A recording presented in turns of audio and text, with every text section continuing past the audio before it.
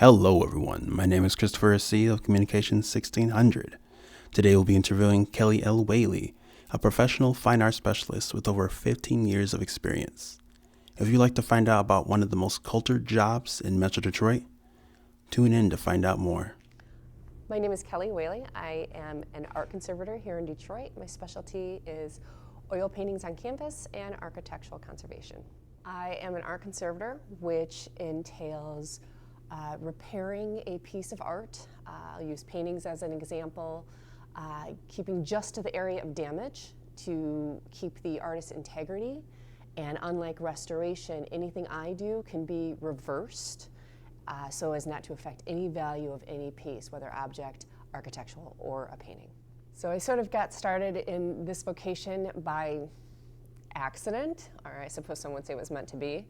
I worked at an art supply store in Grosse Pointe as a kid, in my early 20s, and I got blueberry yogurt on a print that was being framed in the framing department, and they said, you better fix that, and I did.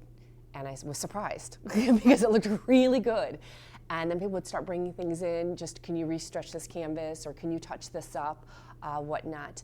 And from there, I decided this is something I want to follow through on. This is something that's naturally coming to me. I really enjoy this, and I want to learn more about it and how to do it the right way. There is definitely a great need for conserving art. Without it, a lot of people, we wouldn't have the visuals. We wouldn't be able to go to museums to see the things that someone else created, hundreds or 1,000 years ago, depending on where you've been or where you go. Such anything from objects like at the Henry Ford Museum, the cars, the trains. In Alabama, they have the bus that Rosa Parks rode on. Here at the DIA, we have the second largest art collection in the nation at the DIA. And if these things weren't conserved, or like even the Sistine Chapel, if that wasn't conserved, we wouldn't be able to go and look at those things. And conservation doesn't bring down the value of the art. If there's ever a question of that, it can always be reversed. But definitely, it's all part of culture and learning our history, where we came from, or the history of what we're interested in art-wise. If you're interested in going into art conservation, I would highly recommend talking to someone who already does it.